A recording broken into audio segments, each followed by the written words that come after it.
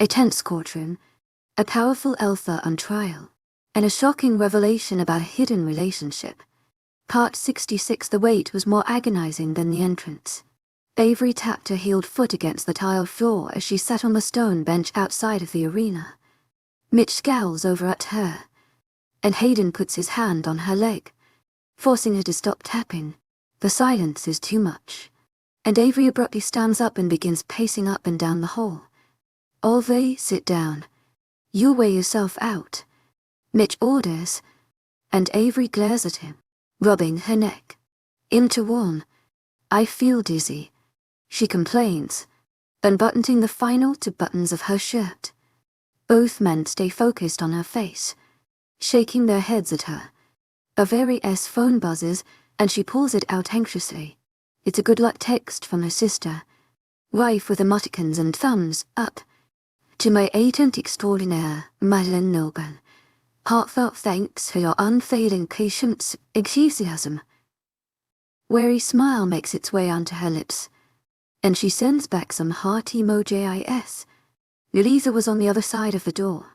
She had to appear because she was the only Wilcott left to hold the position temporarily if Avery was penalized. She didn't want that in fact. Louisa would rather die than actually have to have that much responsibility. Richard and Marie hurry by, and Richard grabs his daughter's hands briefly, squeezing. Good luck, sweetheart. It'll all be okay, he whispers, kissing her knuckles before the two sprint down the hallway and into the conference call. Other former Alphas hurry by, avoiding eye contact with Avery. Some of her allies won't even look her in the eyes. And Chess making a note of who is too afraid to speak to her. She'll be less kind and inviting when a renewal for contracts comes around. She'll definitely play favorites this year. Zephyr walks down the corridor blankly, his eyes landing on Avery. She has to hide her horror at his appearance. Gazing at his pale complexion, he looks grey, and his eyes are bloodshot. His usually pristine clothes look crumpled, as if he slept in them or picked them off the floor before he left. Hey, Zeph, why? Avery whispers, drawing him into a gentle hug. He embraces her tightly, inhaling her scent. How are you? She murmurs, and Mitch and Hayden turn away to give them some privacy. I haven't had my wolf in 3 days. He barely gets out. And Avery grimaces. I'll get my healer to send you some medicines. They'll support him while you ride this out. She vows, mind linking her healer immediately. I'd appreciate that. He mumbles, are you ready for this? Avery shrugs, gnawing on her lip. It can't be that bad. Zephyr disappears into the arena soon after, and a bell rings. Avery fidgets with her phone, and a guard steps forward, trying to take it out of her hands. She steps back in disgust, scowling at him. No, I'm an alpha until they say otherwise. She snarls. Only alphas are allowed to have cell phones in council buildings, and Avery knows the laws. A man with a clipboard walks out of the arena and clears his throat, holding his walkie-talkie to his mouth. Alpha Wilcott is ready, he announces, and Avery hastily does the buttons on her shirt back up, Hayden helping her into her bright red blazer. Hayden and Mitchell take their positions behind her, Mitchell on the left and Hayden on the right. Flanking her, they all put their shoulders back and their chins up, the man leading them inside. The arena is full of hushed chatter, and it quietens down when Avery makes her entrance. Alpha Avery Rose Wilcott, the man announces over a loud speaker, and some people clap for her. She is led to her seat in the middle of the arena, looking up at everyone as the seats rise upwards. Colosseum style, Hayden and Mitchell remain behind her, raising their hands in salute as she reaches her chair. Avery nods to them, and they salute her and then march to the box nearby which contains a pale Kathleen. Did you set Luna Coley Petty up to take the fall for your actions regarding Luna Lilith Edison? And moons. No, Avery states calmly, her face reflecting her horror. Her brows are raised and furrowed, and Chess leaning forward in her seat, her hands on the podium. The questioning started off as soon as she sat down, and it was intense. Is it not true that you and Scott Petty were in an illicit relationship?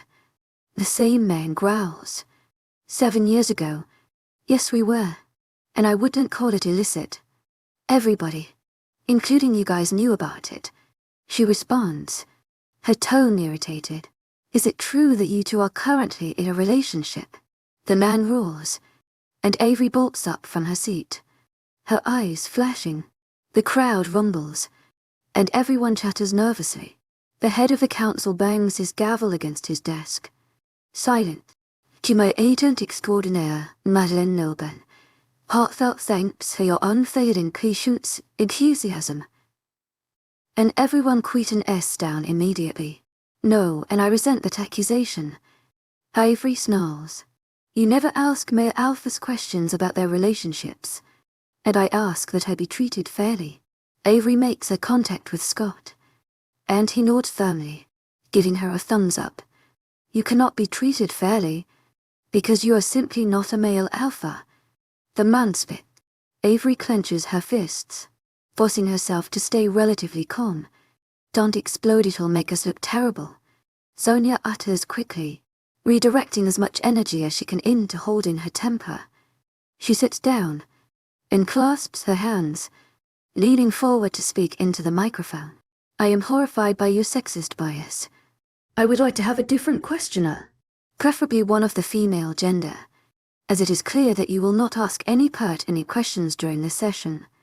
Avery replies after a moment of fighting with Sonia. That will not be possible. There are no women on the council. The man states, and Avery inhales. Maybe that's part of the problem. I would be glad to offer myself, or Alpha Kotya, or Alpha Lexis to that position, Avery says evenly, staring into the man's eyes. The women in question stand up from the crowd and nod to Avery. Avery nods back in respect. Alpha Kotya is approaching 50, and her mate is a nervous, looking creature with long curly hair. She's a formidable alpha who rarely appears at these events. But she and Avery were on good terms due to having trade deals in place. Alpha Lexis is older than Kotya, and Avery is secretly shocked that she has retired from her position yet. She has heard rumblings of a coup from her pack, led by her son, but she hasn't said anything to the other woman yet. She was by no means a fan of Avery. She found her very impulsive and impatient, but she was a brilliant ally, rambunctious and not afraid of any man. The three of them were the only female alphas on the entire continent, and the other two were unlikely to stand by and let Avery be put down if the reasoning wasn't fair. The majority of the council, bar York and a few of the younger members, who look rather sleepy, are now scowling.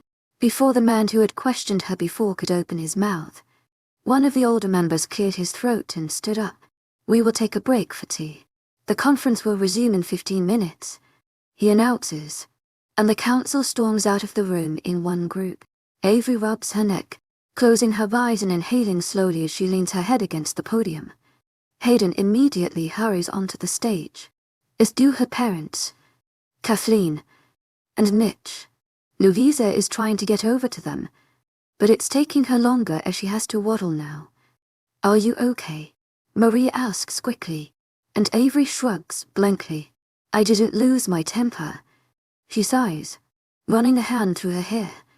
Kathleen is rubbing at Avery's chin and adjusting her lipstick, clipping back some of her hair and straightening her white collar. The red was a good choice, she mutters to herself, stepping back to stare Avery intensely.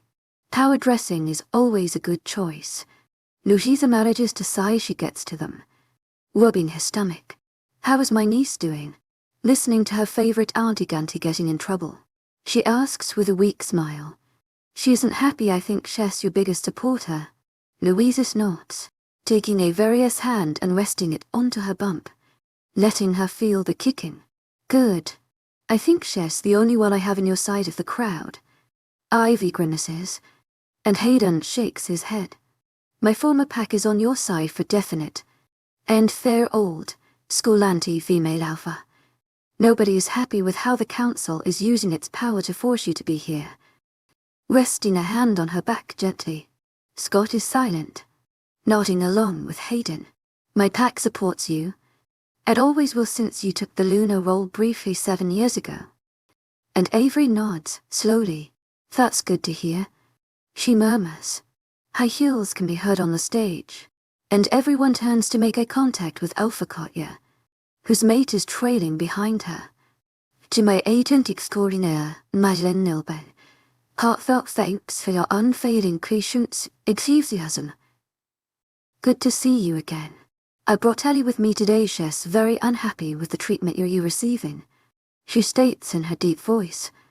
Avery blinks at her and then leans over to shake the hand of the woman she hasn't met before. It's lovely to see you again, Katja, and it's lovely to meet you.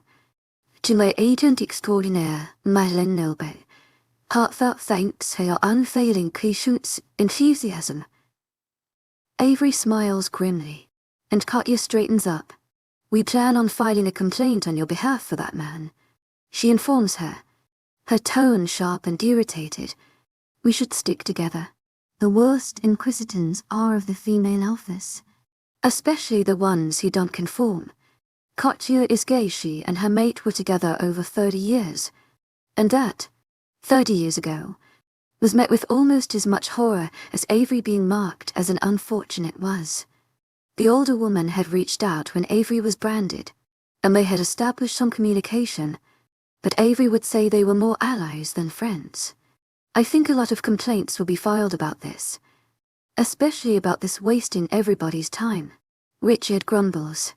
Exasperated, Avery rolls her eyes, shaking her head.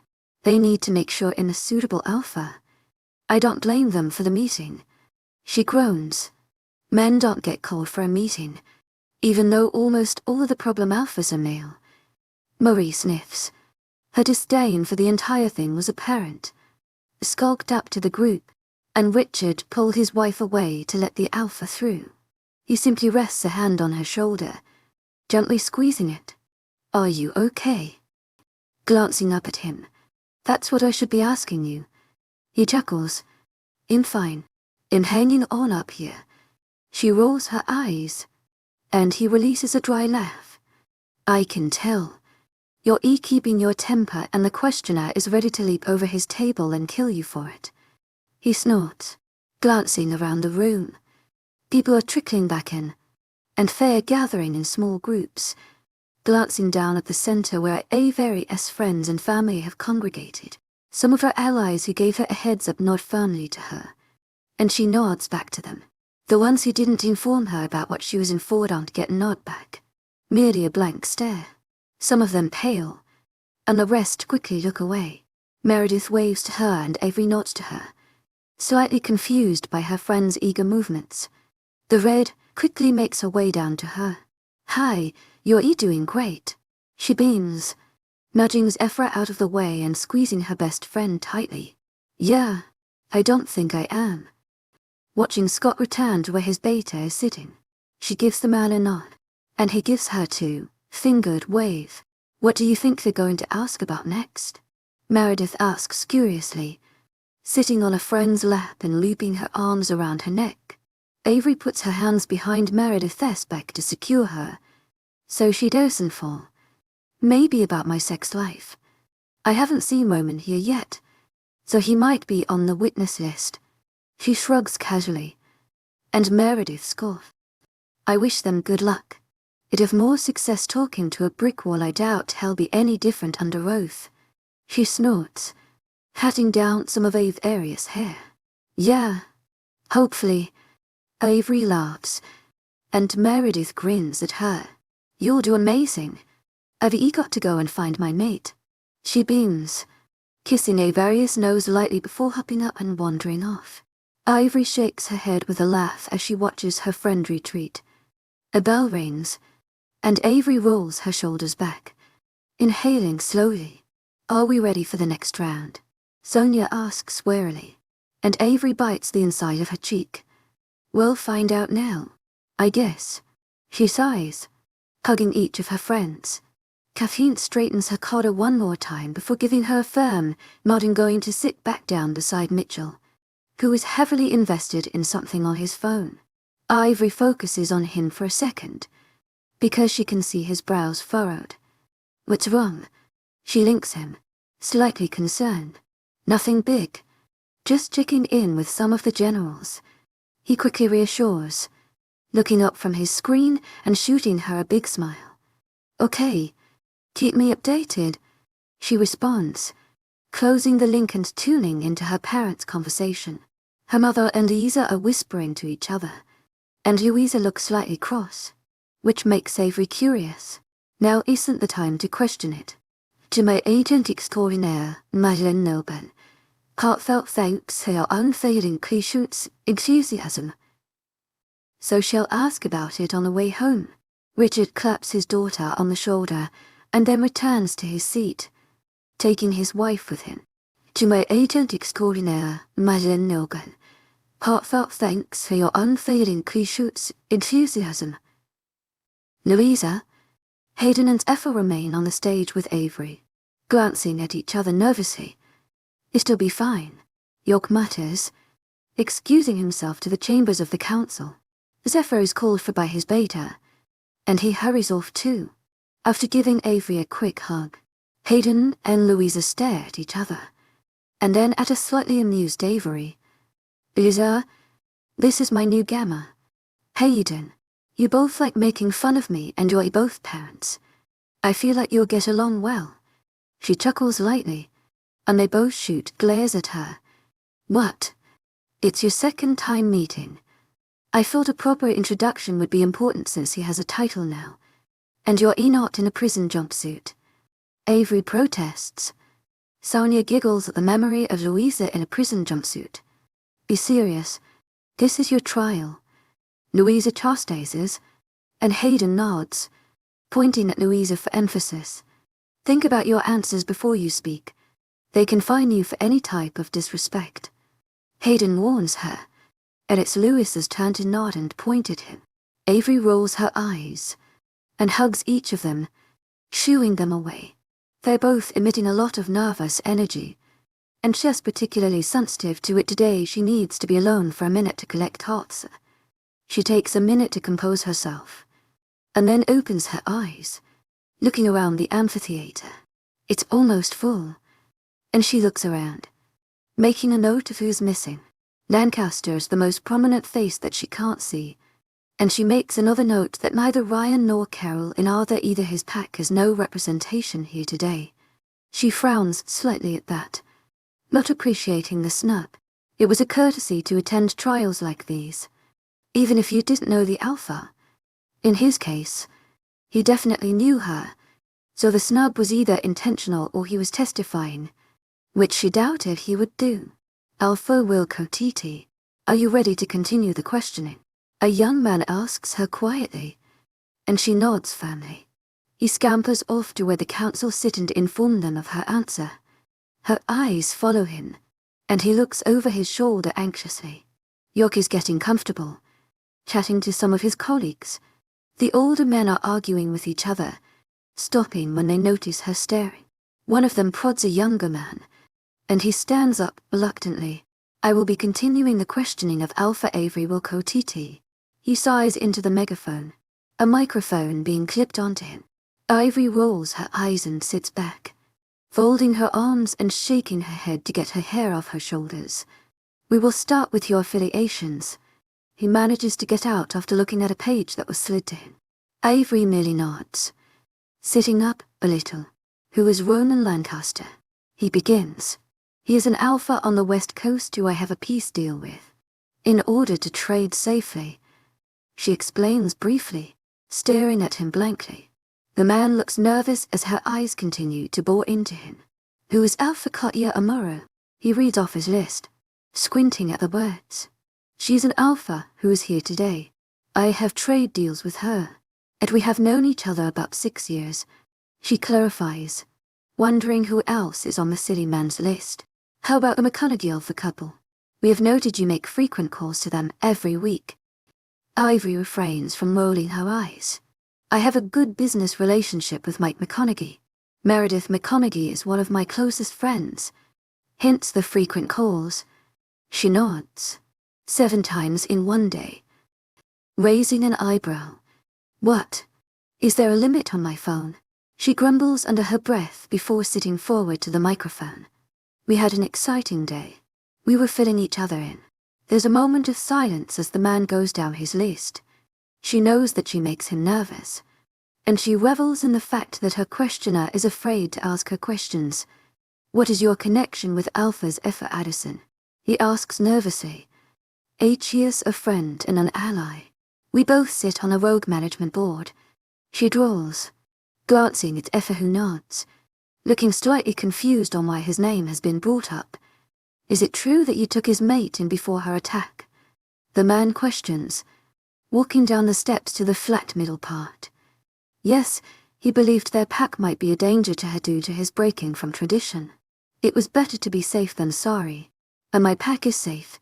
She emphasized the word safe, clenching her teeth. How was she attacked? The man breathes, sweat forming on his brow. Luna Petty was also staying at my pack due to a security threat in hers, as she and Alpha Petty have been mates for 6 years, and I have worked with him throughout it. Regardless of my not meeting her, I offered safety and training in my pack for her. Avery lists, and the man nods, glancing at the table. One man, in particular, shoots him a look, and he exhales. How was she attacked? She was kidnapped on the way to the hospital. She was stabbed, and in a cavern when myself and Gamma Hayden Nakamura found her. Avery lists. Is that when you got injured? He queries, staring at the jagged scar on her face. Yes. I collapsed and was taken to the hospital. When I woke up, I was informed that Alpha and Luna Addison had a baby boy who was in critical condition. She grimly states. Who is Gamma Hayden Nakamura? He moves on, and Avery raises a brow slightly, taking a sip of water before answering. He is my Gamma. She responds, unsure of what he wants to know. Since when? And Avery grimaces. 2 days ago. She replies calmly. She knows where this line of questioning is going to go now. They're going to attack her for hiring a rogue as a Gamma, and question her judgment and her ability to protect her pack. How did you meet Gamma Nakamura? Avery inhales slowly. I was investigating the poisoning of your Quilcotiti. Myself and Luna Lilith Addison contacted a rogue that she knew, and he was working with that rogue. She elaborates. So he himself was a rogue. To my agent extraordinaire, Madeline Noben. Heartfelt thanks for your unfading patience, enthusiasm. The man pushes. Yes, he was. Previously. To my agent extraordinaire, Madeline Noben. Heartfelt thanks for your unfailing patience, enthusiasm. He was a highly ranked pack general in the Connors pack. She grits out, and the mount scoffs. So you endanger your pack for a man you've known for 2 months. Shaking his head, Avery's eyes flash, and some of the people sitting in the lower levels whisper nervously. It doesn't matter how long you know somebody. It's about knowing that they're of good character. To my agent extraordinaire, Madeline Noben. Heartfelt thanks for your unfading patience, enthusiasm. He assisted me and my pack when we needed it at most. The council wouldn't stop it, but we managed to make deals with groups of rogues. Due to your incompetence, almost 100 people were poisoned, and more than 300 lives were ruined. If you did your job, we wouldn't have had to work with rogues. She snaps. Some of the crowd is audibly in agreement with her. One of the men bangs his gavel on the table, scowling around the room. Did he get his position by sleeping with you? The man snarls, his tone taking a vicious turn. The council doesn't take well doing being insulted. Well, you would ask that question to a man. Sonia's eyes. At least they're finally treating us equally. No, his mate is dead, and he has a son to care for. I would never force someone into sexual favors for a position. Ask any of my pack members, you have to earn your rank. She snaps, standing up from her chair. We have asked. They say you favor men you have slept with. And Avery lets out a shocked laugh. I disagree. She laughs, her eyes wide in shock. Elful Ancaster. Elf a Petty. Alpha Leary. These are just a few of the names brought up in the conversation of your indiscretions. I have to correct you there, she comments coldly. I was in a 3-year relationship with Scott Petty. Alpha and sexual relationship as both of us are mateless. Alpha Leary raped me. And other girls if I remember the case correctly. There are some horrified gasps as she makes the last point. Richard stands up from his seat, his eyes flashing wildly as his claws extend. Marie grimly pulls him back down. Everyone is talking rapidly, disgust decorating many faces. Ivory is calm, and some of the council look shocked. If she hadn't brought it up, one of them would have, but they clearly were not expecting her to announce it in open court. I'm 28. I can sleep with whoever I want. I have no mate, and I don't tell anybody anything, she sneers, tossing her hair over her shoulder and folding her arms as she crosses her legs. Let's talk about the lack of mate. The man scrambles for something to say as Avery's eyes bore into him blankly. Yes, she mutters in response. Her eyes dark and cold. You were branded and fortunate at 22, correct? And she raises her eyebrows. That is the usual age. Unless I'm wrong, she replies, her tone bored. And you were also an alpha then? And she clenches her jaw. Yes, I was. She snaps. Why was this title removed originally? He questions and she exhales heavily. I had some anger issues. It was removed temporarily. She grimaces. Was your wolf out of control? He ponders, feigning mock innocence. I think I preferred the angry man shouting at us earlier. Sonia growls. I don't like this innocent church boy act. Avery grumbles no. She actually went dormant for 2 years after my branding. She drawls. And Sonia whimpers quietly. Why, it was hard for her to comprehend the fact we would never have a mate. She replies calmly. Is this why you lost your title? You had no wolf. A different man from the council table calls down. And she stares at him briefly now. I lost my title because people thought I would be murderous when she came back. Nobody trusted me. She grits out. So why should we trust you now? He asks coldly. I have my wolf back.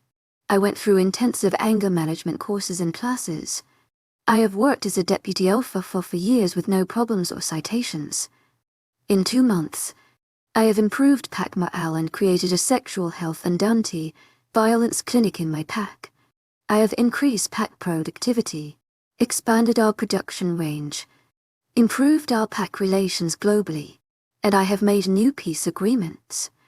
She states, staring at the man intensely. Why did you need to undergo anger management courses? And she shakes her head in disbelief. I attacked Alpha Scott Petty, and they were by choice. I also injured some rogues and vampires in an ill-advised rampage. How many is some? One man shouts from the table. 86. She mutters, rolling her eyes. There's some grudging disapproval throughout the hall. But most people stay silent. Nobody wants rogues or vampires around, so extermination was often the best course of action. Why did you attack Alpha Petty 6 years ago? Because I thought he was behind a vampire attack at the time. I know now that he was. She grits out. And we have spoken about it privately.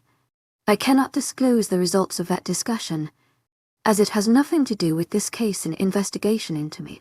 The men switch over. A new man walks down from the table, seeming cockier than the recent one. It's hard to be more cocky. Sonia grumbles. She briefly wonders what this one will interrogate her about, but she doesn't have to wait long to find out. He starts promptly. Do you sleep with Alphys in an attempt to have a child? He asks bluntly, and she raises an eyebrow. No, I sleep with them in an attempt to have an orgasm. She responds just as bluntly, and a lady in the audience starts choking on the water she was drinking. Her response caused some giggles among the women in the stands. And Alpha Cotty released a guffaw. What would happen if you fell pregnant with a child from one of the Alphys? And she furrows her brows.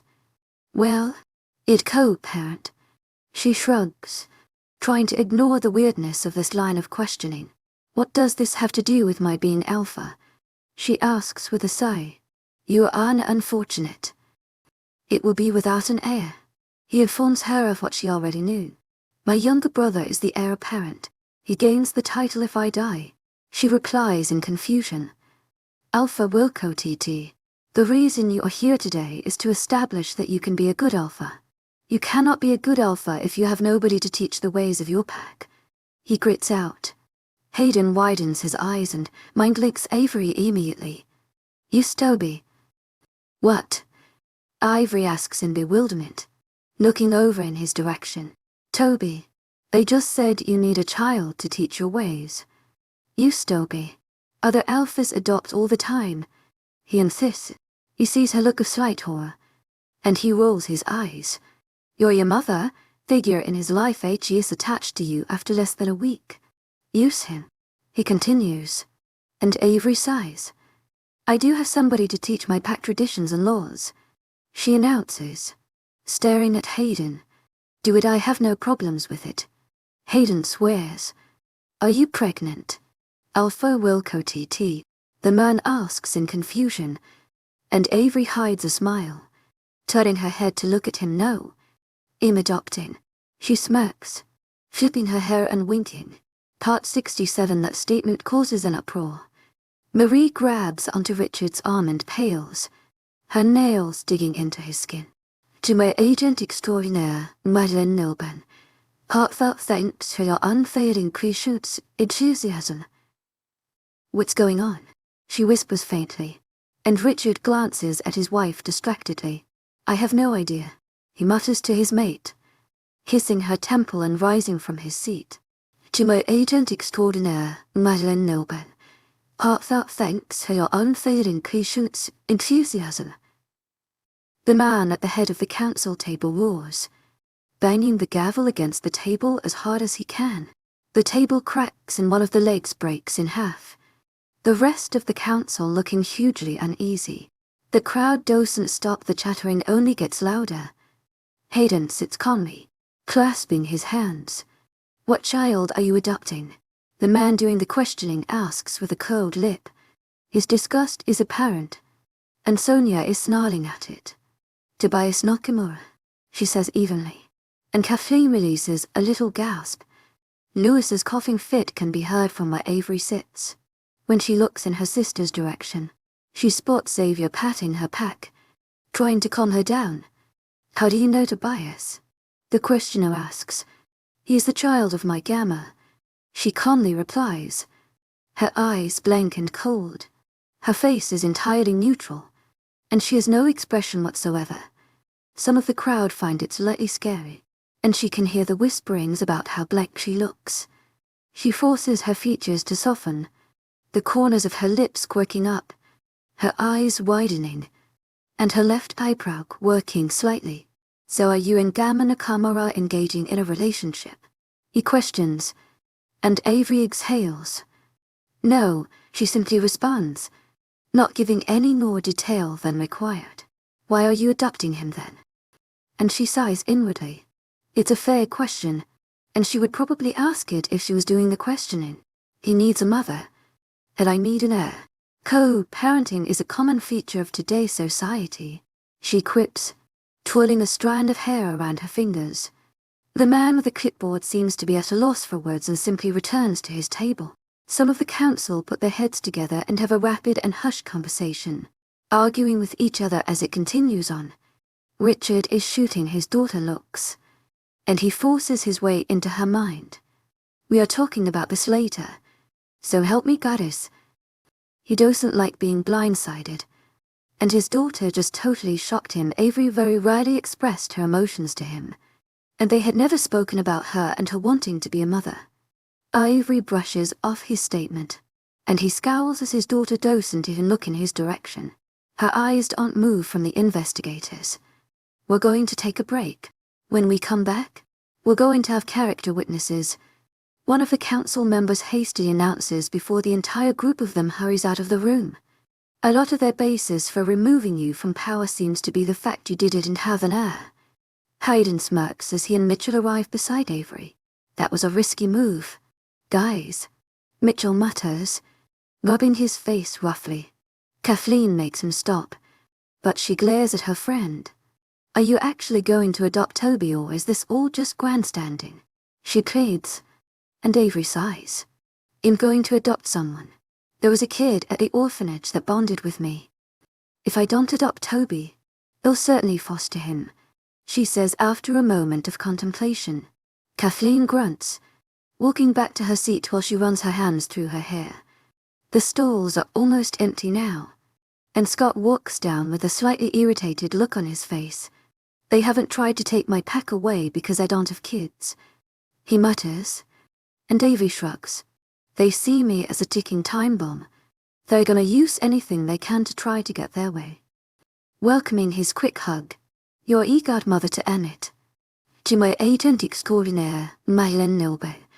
Heartfelt thanks for your unfailing patience, enthusiasm.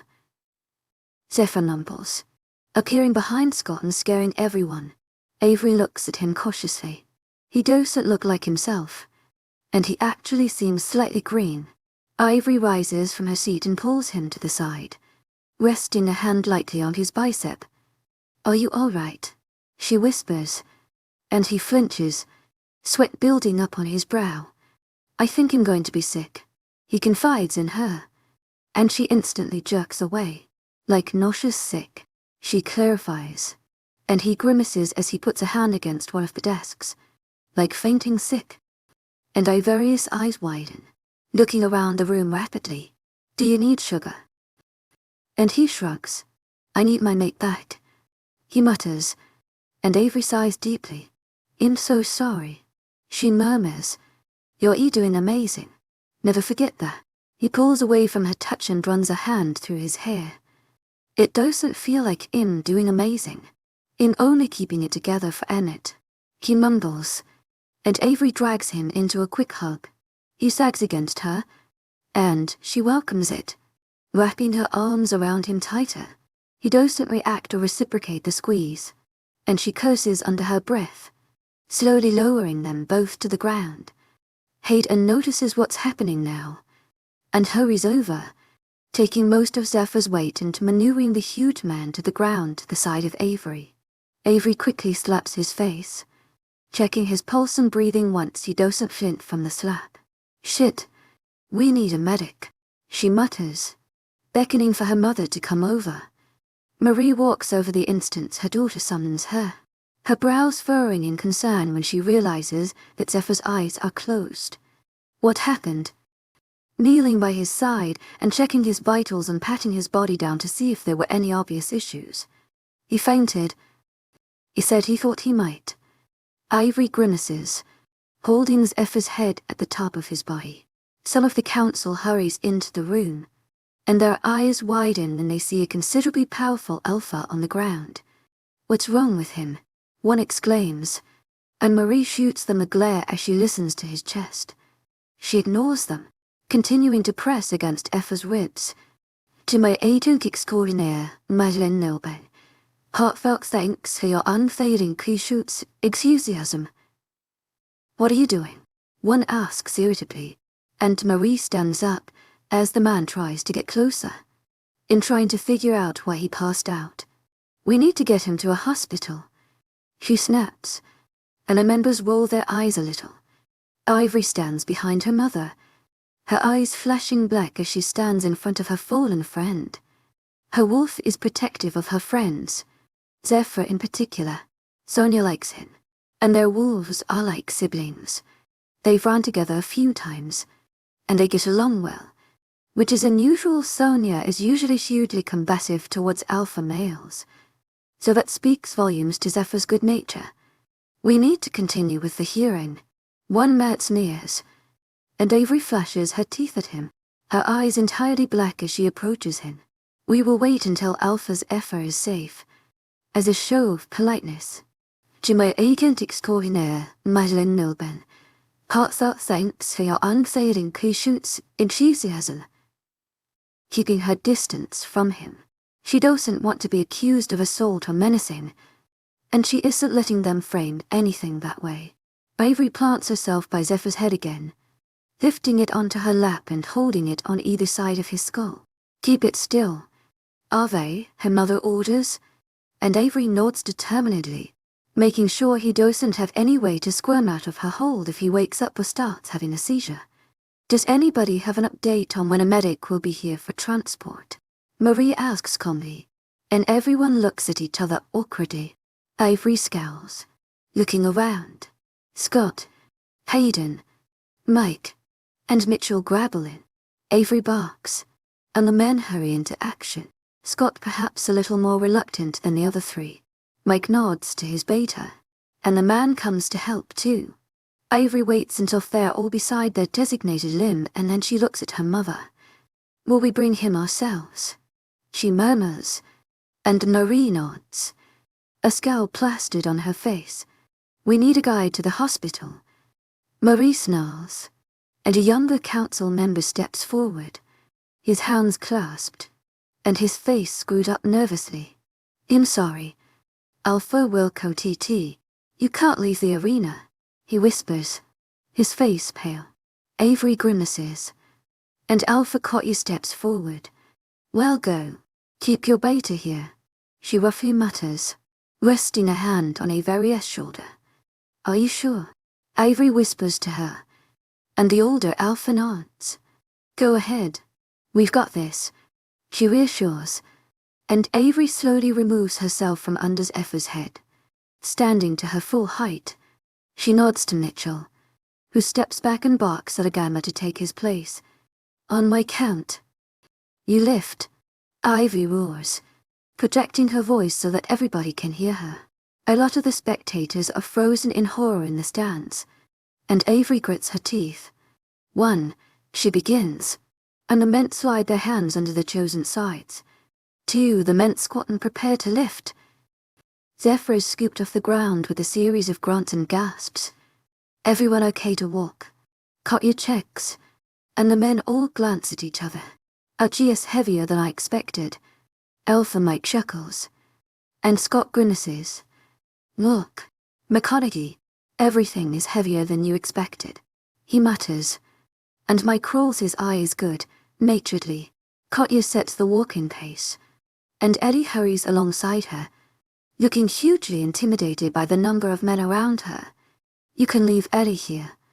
Kathleen will sit with her," Mitchell offers to Katya, and she glances at her mate. Eddie nervously shakes her head, sticking close to Katya. "Thanks, anyway." Katya nods to him, and a pack of men and Oftsefa leave the room at a fast pace.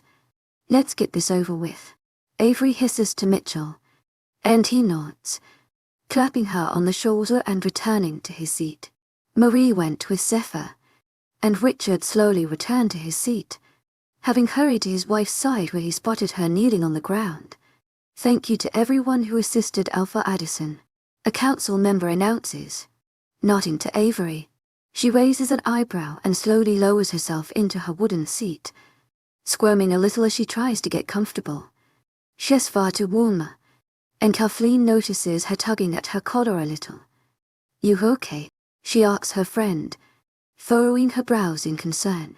"Just too warm," she grimaces, and Kathleen stands up quickly.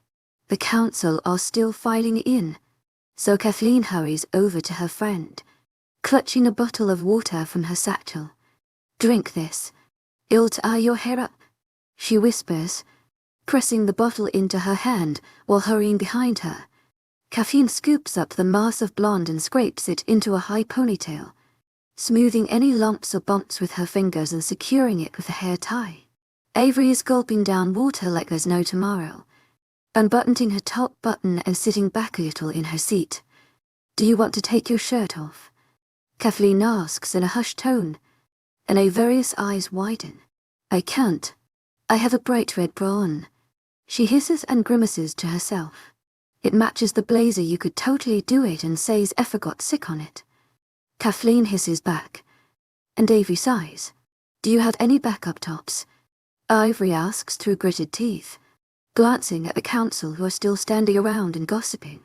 "Yeah, they'll go grab it," Kathleen promises, scuttling over to her bag and fishing out a white Babidol blouse. She practically runs back to Avery, who is slipping out of her blazer and unbuttoning more buttons on her shirt.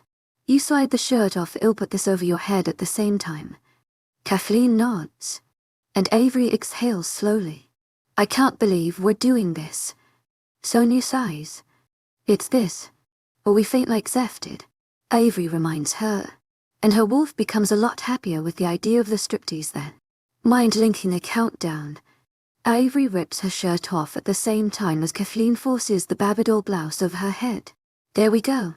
Kathleen exhales, buttoning the button at the back of the shirt. Is that better? And Avery shrugs. Colder. This doesn't have sleeves. She snorts, and Kathleen lays the blazer over the back of her seat while Avery fixes her hair. I'll take this with me.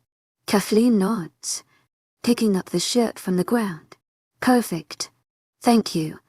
Kath. Avery grins appreciatively, giving her friend a quick side hug and settling into her seat.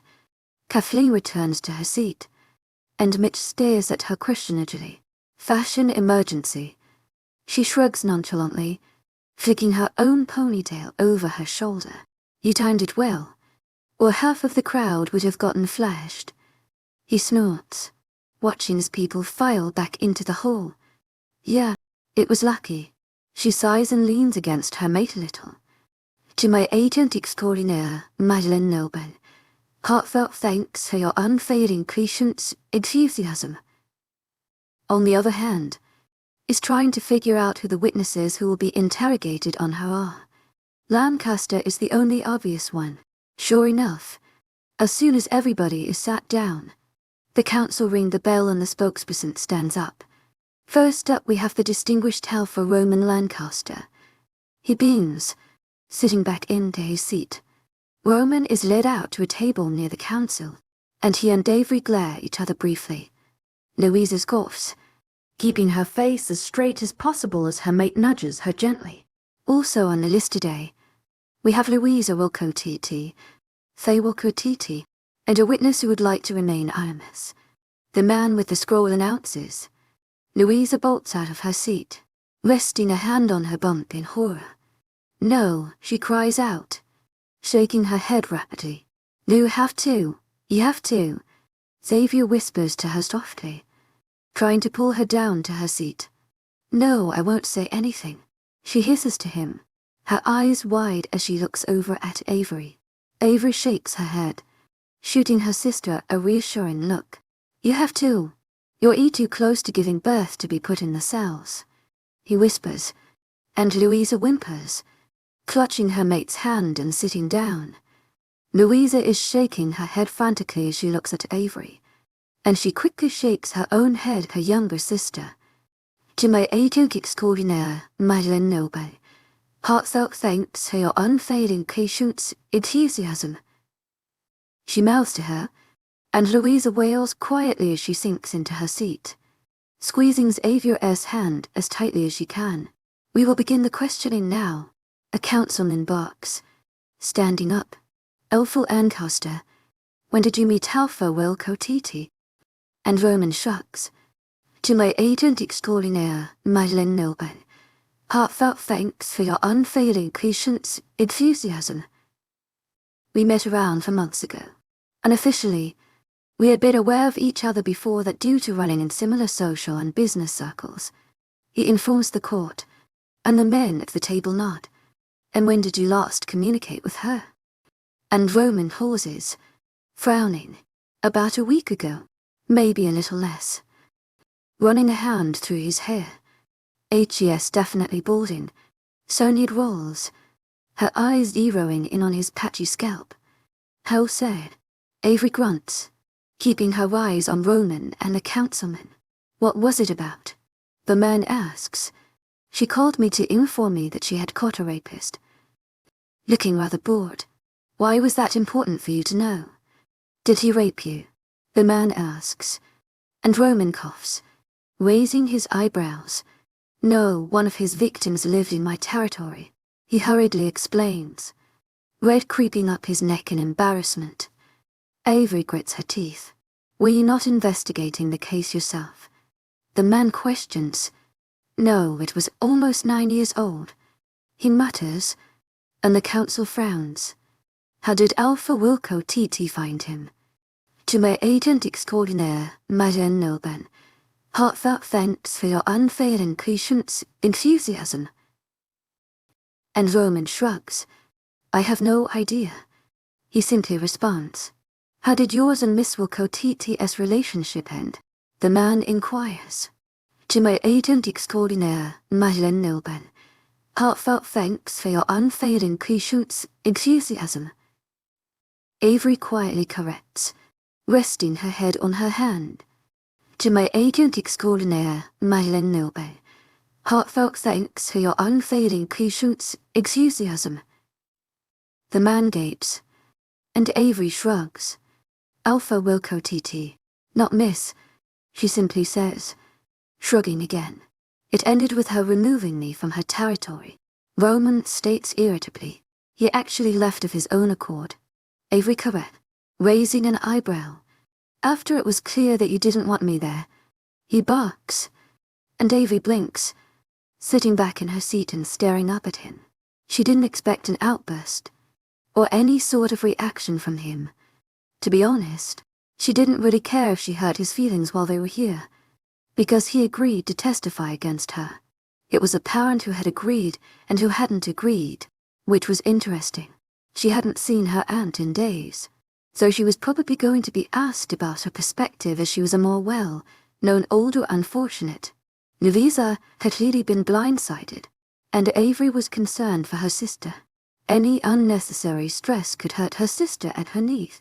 She was curious about who the anonymous source was, because the list of people who knew her well enough to testify was short, and most were within her pack or in front of her. Choosing to be anonymous meant the person knew beforehand that they would be called to testify against her. Okay, and what was the nature of yours and Alpha Wilcott's relationship? The man sighs, and Roman stiffens. I suppose she'd say it was purely sexual. And Avery raises an eyebrow. And what would you say it was? He quizzes, and Roman scoffs. I never have and will never have any romantic feelings for her. He grits out, and Avery cocks her head to the side. He wouldn't be this angry if he never liked us. Sonia comments, slightly miffed by the brush off. And Alpha Wilcott, what was the nature of your and Alpha Anxator's relationship? In your opinion? The man asks, his eyes glittering as he turns to Avery. She stares at him calmly, refraining from rolling her eyes.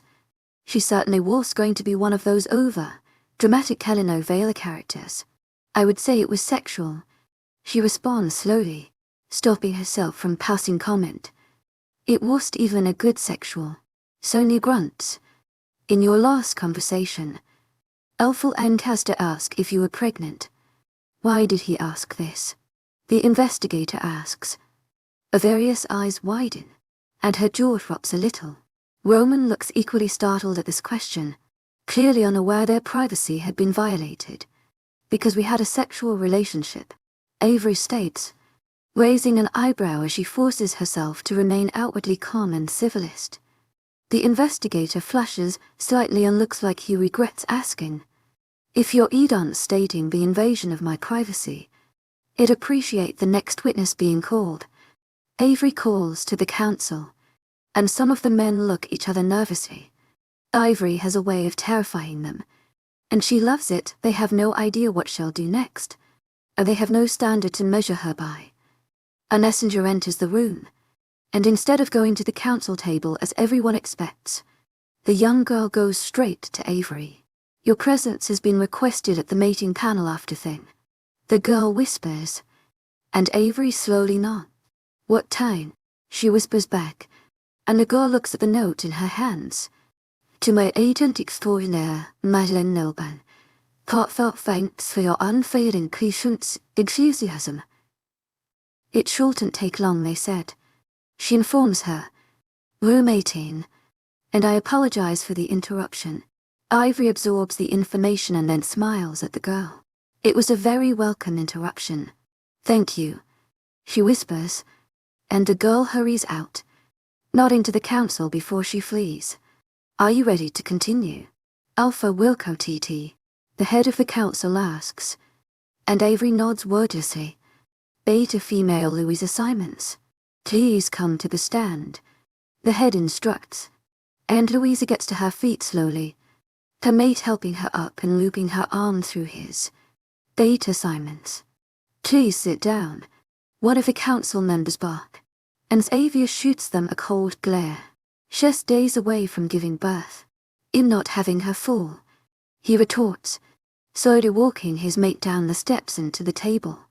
He kisses her forehead and helps her to sit down, resting a hand on her shoulder. You can return to your seat. One of the men scowls, and Xavier opens his mouth to protest. Louisa lays a hand against his chest, and they share a look. After a moment, Xavier returns to his seat reluctantly. Mrs. Simon, how are you today?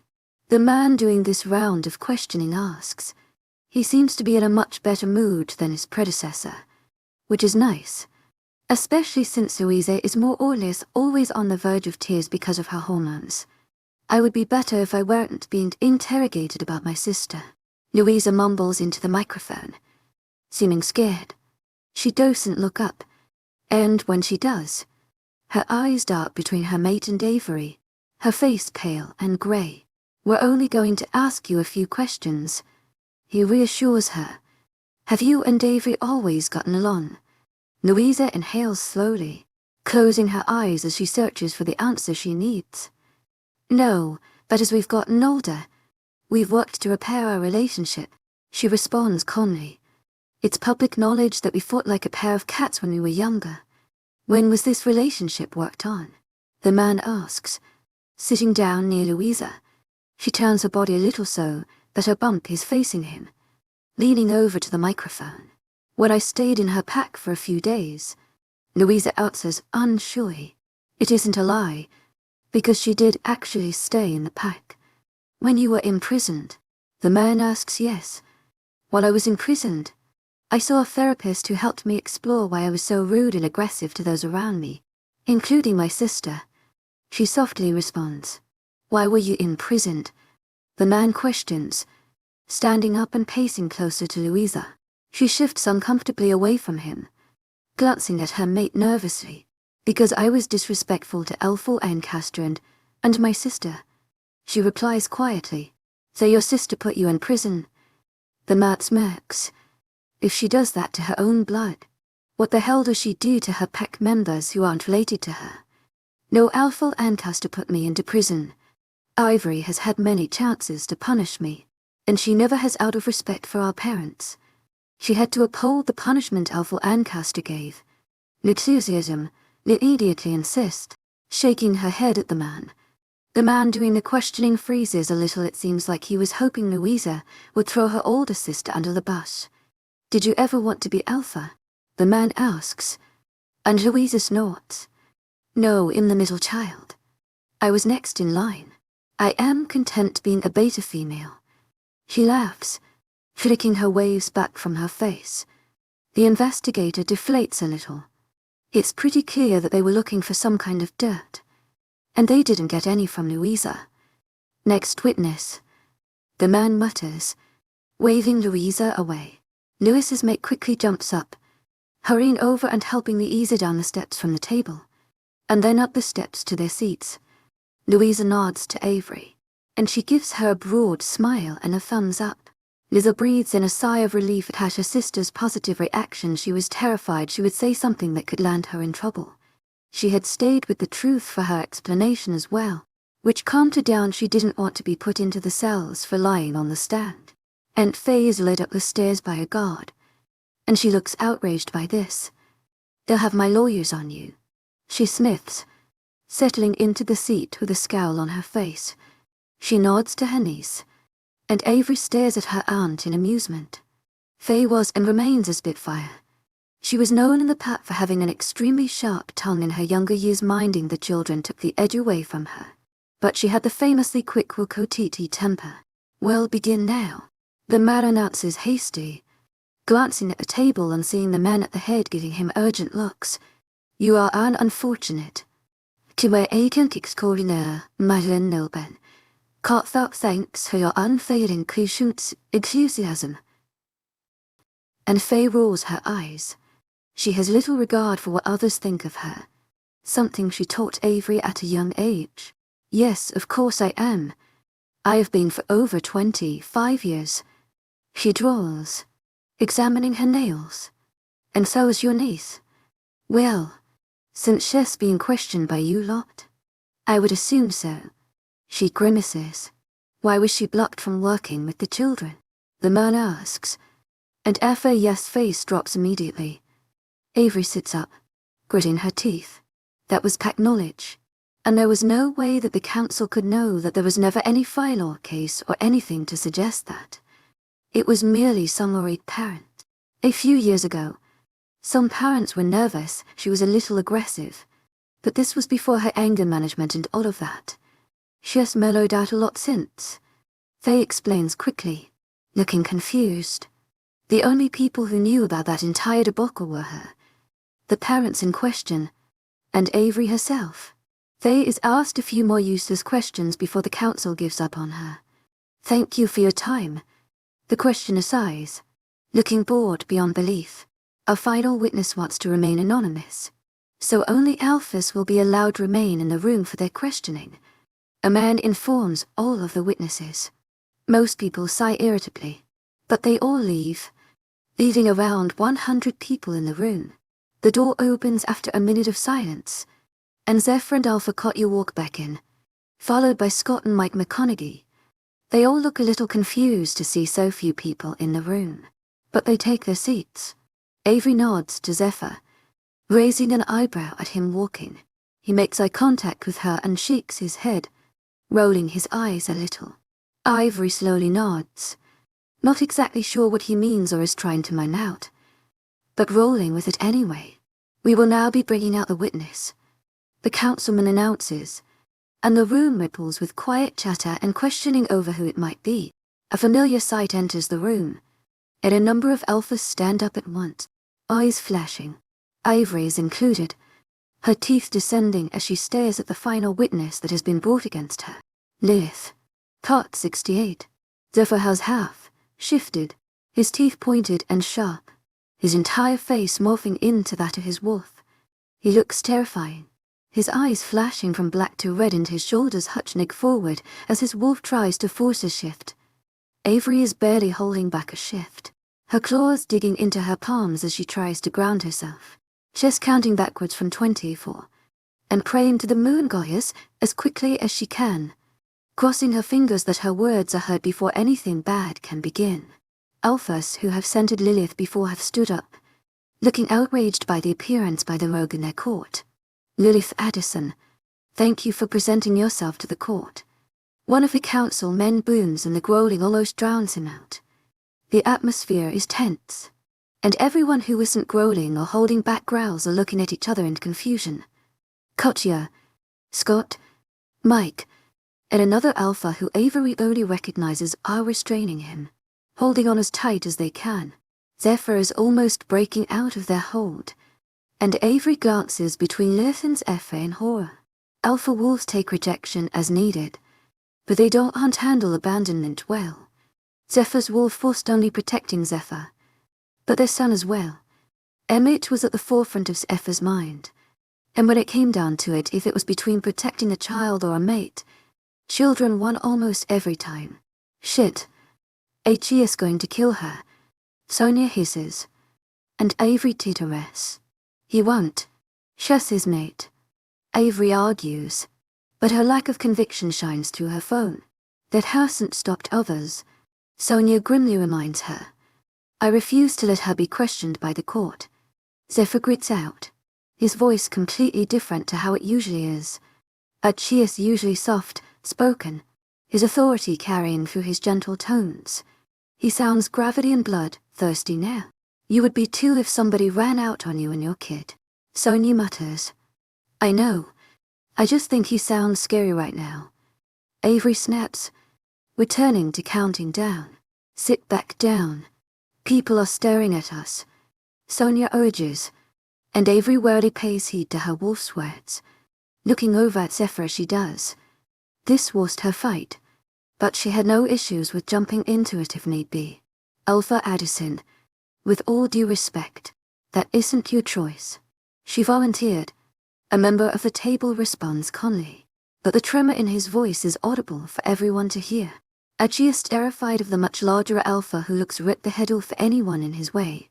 Achias had such an eventful day. Sonia comments warily, looking at her friend sadly. I hope Achias okay. We should try to get a recess.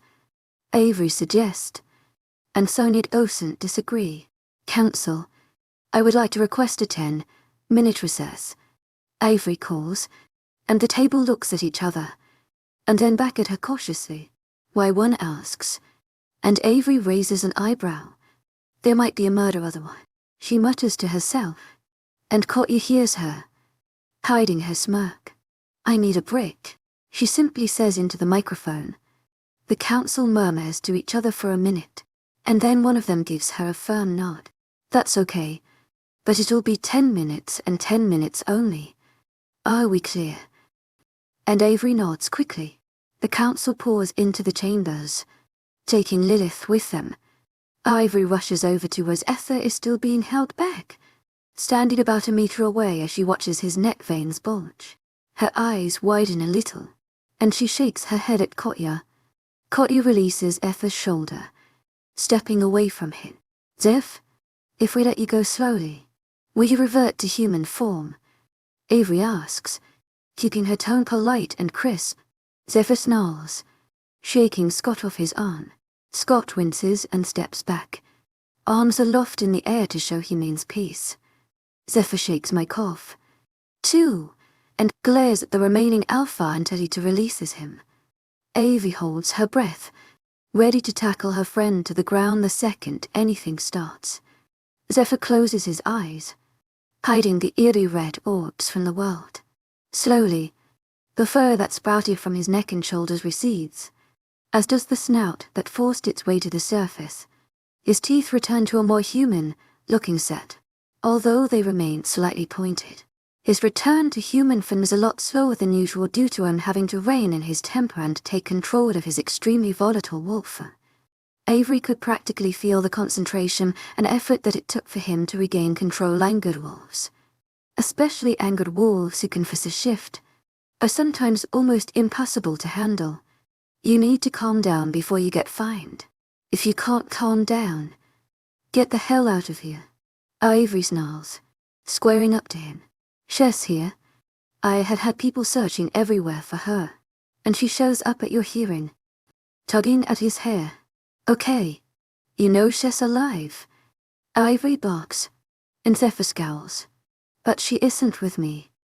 Turning his back on them, Avery can feel his anger. It's coming off him in waves.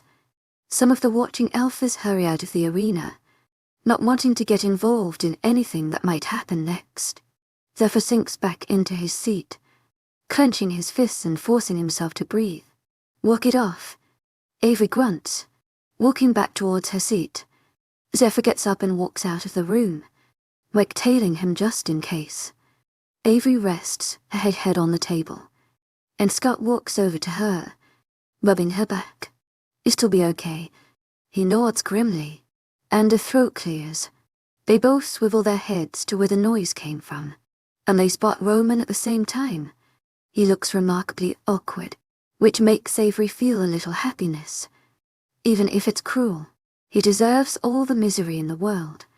In her opinion, for a peacemaking Alpha, Achias caused a lot of drama over the past couple of months.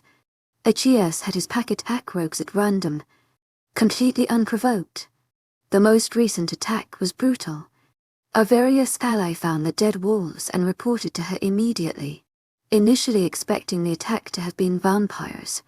When it was discovered it was Strowman had been reported to the council for abuse of power. Those rogues hadn't harmed anyone and had stayed in the middle of unclaimed land. It was an unctioned attack, and there had been no report or plan submitted to the rogue committee, which Avery sat on. It had earned Roman some scorn from other Alphas nobly liked trogues, but they were human too, and most Alphas respected them as long as they stayed away from their packs. And even then, with the newer peace treaties, If the rogues were polite and patient, they would be peacefully detained until an alpha or beta could question them. There had been no reason for the attack.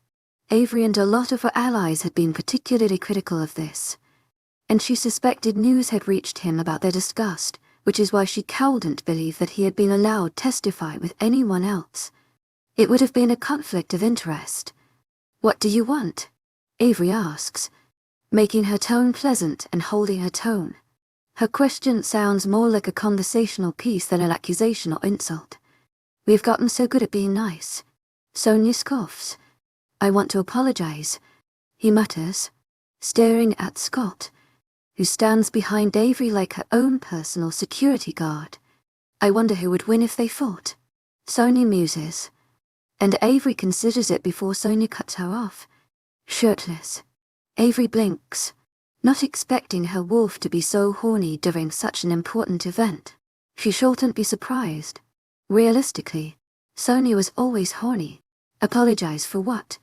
Avery asks blankly, watching him like a hawk. The vein in his neck is throbbing. The tips of his ears are red, and his fingers are tapping against his formal pants. "Hes nervous. For testifying against you?" And Avery shrugs. "I don't really care if you did or not. Your testimony won't have much of an impact on my sentence or title." She responds calmly, and she can see him rile up a little bit. He was so calm when we first met him. What happened to that man? Sonia's eyes mournfully. It was an act. He hasn't been that calm since that day. Avery snarls. "I wanted him to be one of the good ones," Sonia whispers, shutting off the link herself and retreating into Avery's mind.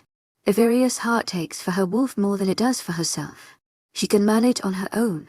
She's very independent. Her friends and herself are enough for her. But her wolf needs companionship.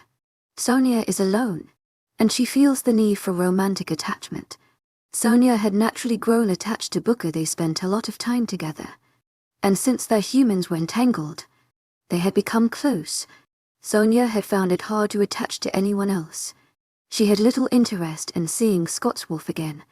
Even if they were friendly, she was looking for a friend. Hayden's wolf was still mourning over his mate, and she respected him too much to try and poke that line. It felt like everyone was leaving her. York was leaving to travel. Louisa has her own pack, and the others had to go back and run their packs. Having Lunas around had comforted her and helped with the loneliness because they distracted her. Working on the center had been a distraction, a project to entertain her and stop her thinking of what was happening in her life. She didn't have to focus on the reality of her situation, and she didn't want to.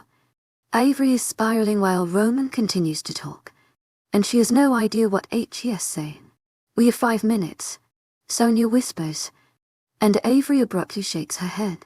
"I have to go to the bathroom," she states, and Scott lays a hand on her shoulder. Avery jerks away, her eyes flashing. "Do you want me to come with you?" he asks quietly, and she shakes her head. Hurrying off, Roman was stopped in his tracks, in the middle of his apology when Avery ran off. "Talk to her after. If she's still alive," Scott mutters to him, and then returns to his own seat, looking around the room nervously. Roman grits his teeth and sits down. Avery hurries down the stone corridors, one hand over her stomach and one over her mouth. She bursts into the bathroom, shouldering the door open and nearly knocking a woman over. As soon as she enters, it goes silent, and all of the eyes are on her. She gets a horrible feeling in the pit of her stomach, and she knows the conversation was about her as she rushes into a stall. Alexis locks eyes with her and spots the mild panic in then, and hurries after her, as Avery throws herself to her knees. Lexis quickly scoops back the woman's hair, keeping it out of the toilet. Avery empties her stomach and coughs up all of the bile in her system, rubbing her forehead as she does. You're right. Just breathe," Alexis soothes, her southern accent reminding Avery of one of her cousin's moms. Out, Alexis barks, turning around to the women crowding around the stall. As soon as the word leaves Lexis' mouth, the women scamper out of the room as if a gun had been fired. Alexis' steel was terrifying, even if there was a coup in her own pack. "Is that all of it?" she whispers to Avery, and Avery nods and shakes her head, coughing up more pale liquid. Okay, you have 3 minutes, sweetheart. You can do it, she murmurs, rubbing her back gently and helping her sit up. Her beady eyes and honey blonde curls reveal the reptilian nature she hides, and Avery gives her a weak smile as she passes her a water bottle. They were allies, and they held respect for each other. Avery undoubtedly would have done the same for her if it was her in the same position. Is it pregnancy? Nexus asks, and Avery rolls her eyes. I keep getting asked that. She breathes after spitting out some water after rinsing her mouth. Nexus repeats in her drawl, raising a perfectly penciled eyebrow. No, it couldn't be. She chuckles, slowly standing up and holding the wall. Don't let them intimidate you, even if they have one of your closest friends. Nexus comments as they walk back to the sink area. Nexus leans forward and pre-NS at herself, running a finger under her eyelashes to remove non-existent smudges. Well, it's just Lilith. And then I'm free, she mutters, fixing her own hair and straightening her blazer. You have 1.5 minutes, Nexus comments, turning to the taller woman and staring at her critically. Walk with your shoulders back when we walk back in and keep sipping your water. You'll have somebody drop some crackers up to you. You need to eat. She sniffs, linking with her and pulling her to the bathroom. Avery lets it happen, not finding the energy to question it or fight against this woman. How do you feel now? Nexus asks, glancing at Avery as she practically marches the woman down the hallways. Good. Better now that I threw up. She sighs, hurrying along beside the smaller woman. Nexus is yanking her along now, and Avery is finding it tough to believe the short woman can move so quickly in such tall heels. That's always the way. We'll have to make sure you stay hydrated so that you can finish this godforsaken trial today and we can all go home. Lexis grumbles, throwing the doors of the auditorium open. Off you go. Dear, she murmurs lowly, nudging Avery down the stairs as she slips into her own seat. Nearly all of the alphas are back now, and the council is getting comfortable as she walks towards her seat, clutching her bottle of water. Scott frowns as she walks past his seat. He can see how pale she is, and he furrows his brow as he makes eye contact with her. He quirks his eyebrow, and she shakes her head, rolling her eyes dramatically so that he can definitely see it. Avery nods slowly to herself as she wanders to her seat, her red, polished nails tapping against the plastic of her bottle as she lowers herself into the chair again. She'd actually rather sit on the floor at this point, but she doubts that would be allowed.